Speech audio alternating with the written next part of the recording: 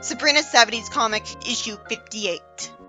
Harvey says a guy he knows has a new dog, and he angrily barks at Sabrina. Is it because she's a witch? Well, some dogs are just like that. Do witches smell a bit differently? Is a magic battery a cybernetic with a specific scent? Surprisingly, because of a movie he saw about this situation, he thinks Sabrina's a vampire.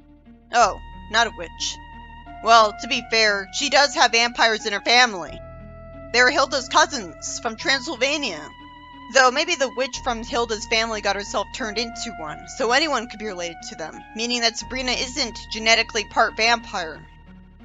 Harvey finally stands up for her, saying that if she was a vampire, she'd have already bitten his neck and left holes. Jasper says that he's right, but still thinks it's weird how the dog keeps barking at her. He says that she's a werewolf instead, still desperate to believe he's at least somewhat right about his embarrassing assumption earlier. You know, the dog that Harvey gave her didn't bark at her. Maybe it's only a specific breed that senses and hates witches. Maybe it's just this specific breed whose ancestors were trained as witch hunters, which would make way more sense than the sitcom having a human have a witch hunter gene. Dogs would be able to smell something about them that others couldn't. His sense of smell will be much better at smelling anything, including a magic battery. Harvey says that if she was a werewolf, she would have turned into a wolf at night, and by this time he'd be torn to shreds. He reveals that he's with her every night, and Sabrina's smiling the whole time. I'm impressed that they referenced that. It's about as shocking as when Ambrose mentioned centerfold. Maybe he's lying, but still, they're teenagers. I guess Sabrina casts a spell to make her room soundproof so Hilda won't hear them, and Harvey knows better than to meet her by going through the front door, so he just approaches her window. We've never seen him with her at night. He's lucky if he gets to be with her in the evening. Hilda got mad at him for going to her house in the evening. And aren't they a bit young? Jasper is called childish, and Sabrina bursts out laughing and finally admits that he's on the right track when he says she's an alien. That's self-aware of the comic. Witches are from another planet. She tells Jasper that she's actually a witch. Harvey thinks that Sabrina was just joking, and Jasper was impressively smart by leaving it at that and walking away and not trying to tell everyone she's a witch. Or maybe he was trying to tell people the truth, but he's interrupted when someone points out to him that his beloved dog was turned into a frog. I guess she also cast a spell on the leash so that it'd still be on him. The story ended here to try to have an amusing ending, but I guess it really ended with them running after Sabrina asking her to change his dog back. So that story felt pointless. I mean, it really missed something by not explaining why the dog was barking at her for being a witch when Sunshine didn't. In the next story, we see a cat commercial about a finicky cat who only eats a specific type of cat food. And Salem, who sadly backed to the wrong color, thinks that he's very finicky too as a reason for why he only likes the cat Clarissa. He uses Hilda's crystal ball to find out that the cat's making commercials at the Elm Street studios. His tail antenna tells him that she's in there, and he removes her from the cage. Just before she could be afraid of him for his magic, he gives her a fresh fish, which justifies her kissing his cheek for being a hero. Then Salem punishes the guy for hoping to do his job right and knowing that his cat food is vile gook. He's a human, of course he would think it tastes bad. It's justified because he did see her in a cage. Salem briefly puts his foot on fire, and he says it's no time for pranks. Predictably, because she just ate a fish, she doesn't want to eat the cat food. Why are they bothering to film the same commercial again? Or a very similar commercial to it with the same cat? He decides to film a dog commercial instead. He says that nothing will slow a dog down, and Salem decides to get in the dog's way, attacking him. They get upset that their whole day was ruined. Sabrina finds Salem in front of the TV studio because she was looking for him, and she doesn't know that Salem's what made them so uptight.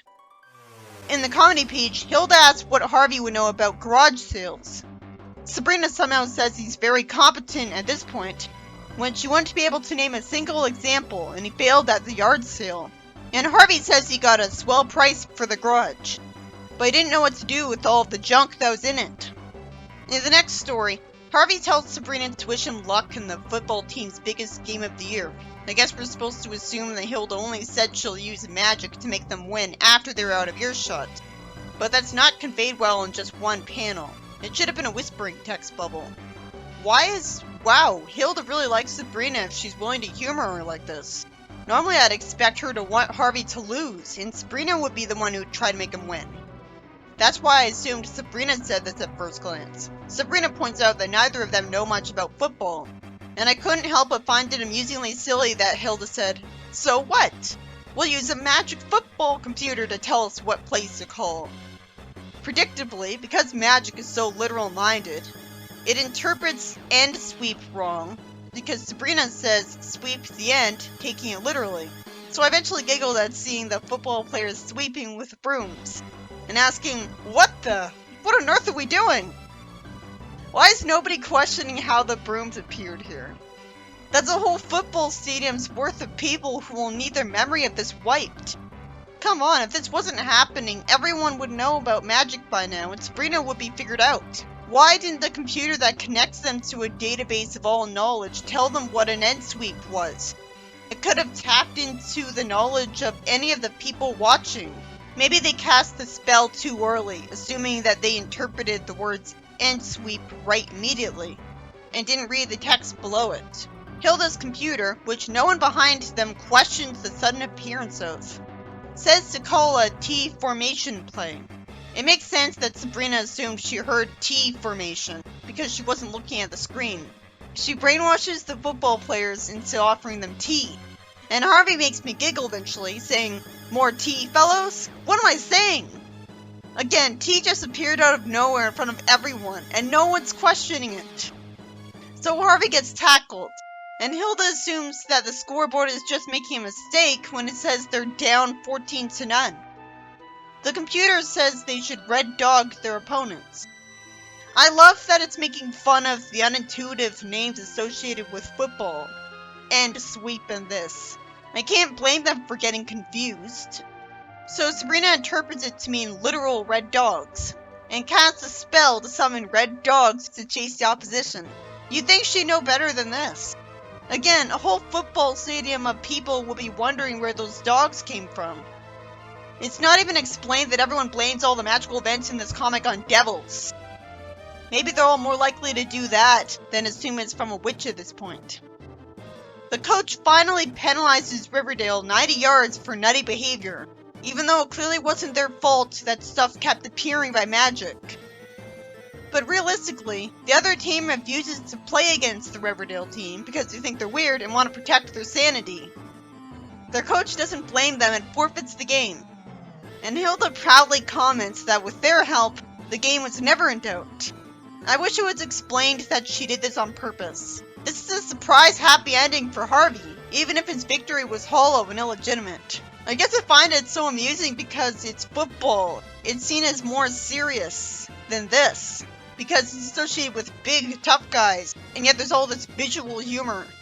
The first story is about a dog hating Sabrina because he knows she's a witch somehow.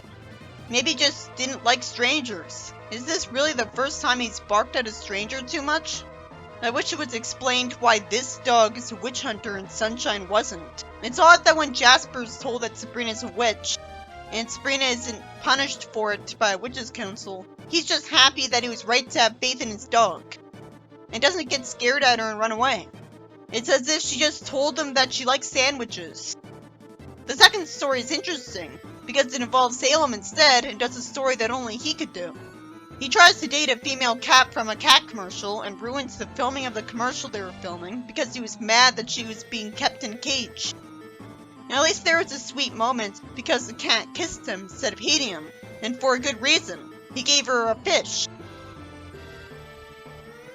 The final story is about Sabrina following a magic computer and using magic to try to get Harvey to win the football game. And it goes wrong because she interprets the silly football terms literally. It's funny and makes sense, which really helps it be funny. And I like that it had a surprise happy ending, where Harvey won. Because at first it was just a depressing story where Harvey's game was being ruined through no fault of his own and his team was being humiliated. Then his rivals got scared away by the red dogs. This is how you make pun humor funny. The characters aren't making puns on purpose. In fact, they're horrified at it. so it's not trying too hard to be funny, and has good visual humor.